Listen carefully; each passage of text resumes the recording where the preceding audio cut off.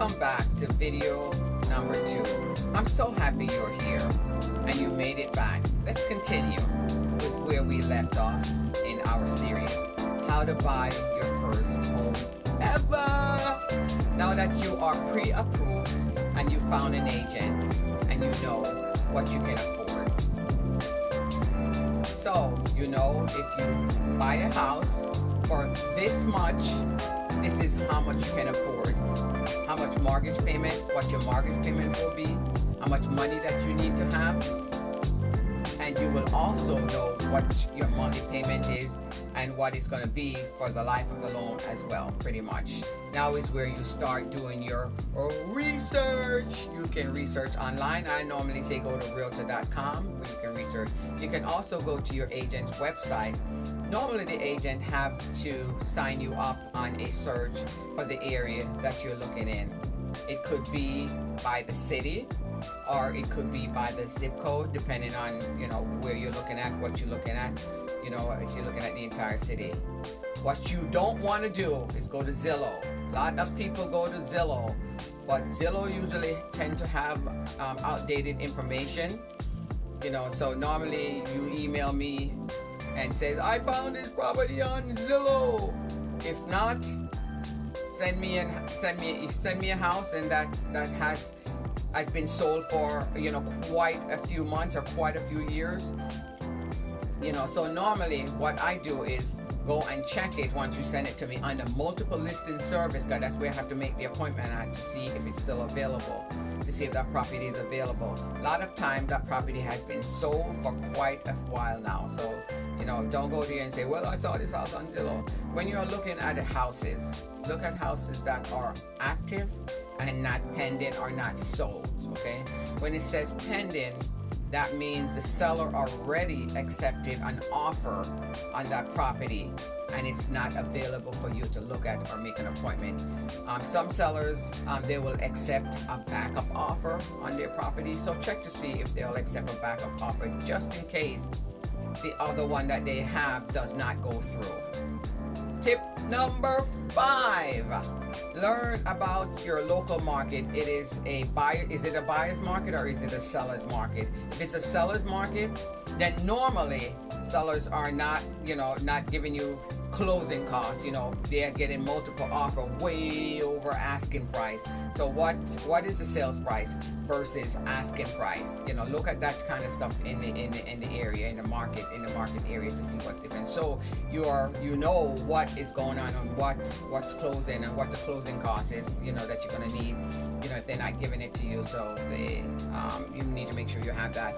Is seller accepting offers with contingency or without contingency? Most of the offers now are being accepted without contingency, but never put in an offer without contingency. So I'll go to the MLS and I'll check the comps to see what's selling in the area, and that's what the house is worth. I will tell you that, and that's what you base your offer on. You base your offer on what's selling in the area. Tip number 6. Now that it's time to start house hunting, so you did your buyer's consultation, you sat down with your agent and know that you know what you need, you know, inside of a home. The difference between the wants and the difference between the needs are things that's inside the house that you have to have. Are things that you don't necessarily need, but it's good to have it anyway. Okay, I need to have a 3-bedroom. I need to have 2 bathrooms. I need to have 1,500 square feet. I need it near a school. You know, you might say, oh, I want a pool or I want a patio. Those are wants. You know, those are not necessarily need. You know, need maybe a good school district. You know, 3-bedroom, 2-bath versus want. So you need to know your needs versus your want. These are things that I want, and these are things that I might need. Or, you know, like you might say, I want a big backyard, but I need a pool. Okay, makes sense? Okay, what you want the pool, but you don't have to have the pool. Make sense? But you have to have a big backyard because the kids might want to play or something like that.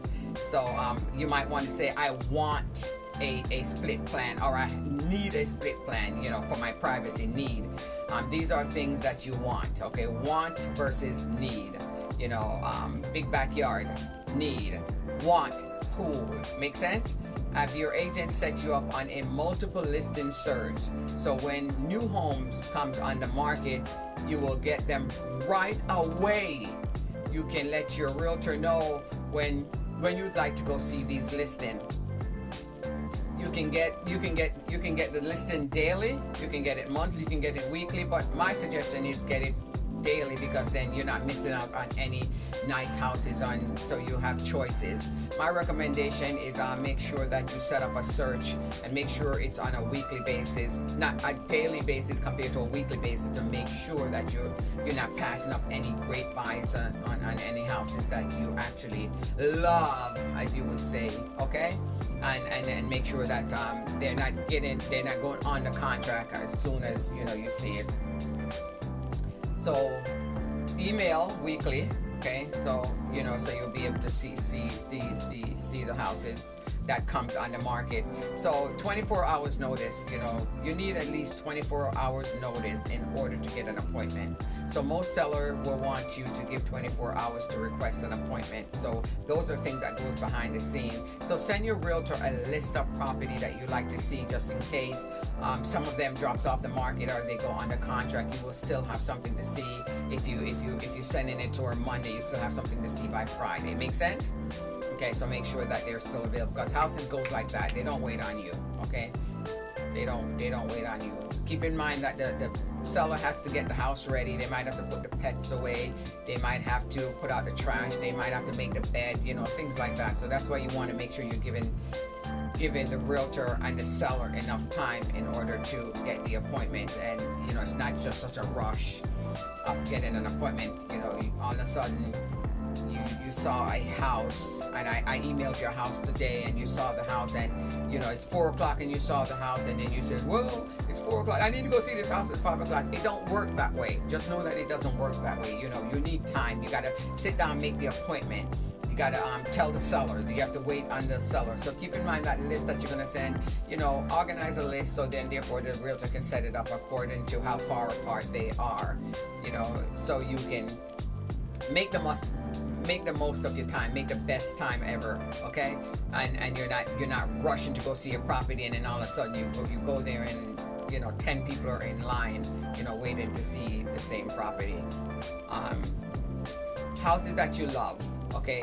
Keep in mind you need to make a strong offer on those houses that you love. If you really love the house, don't think that it's a good idea to lowball the seller. Most seller will choose the strongest offer and the best offer, and you might put in 1 offer, 2 offer, 3 offer, and don't get it accepted. You might put in an offer, you don't have a chance to go back and get highest and best. So do it, and do it now, okay? Do it now, so you can get a chance. If it's that house that you want, or you really love that house, you at least have a chance. And go according to what your pre-approval is. Don't go overboard of what the pre-approval is. Just make the best offer you can according to what the lender says.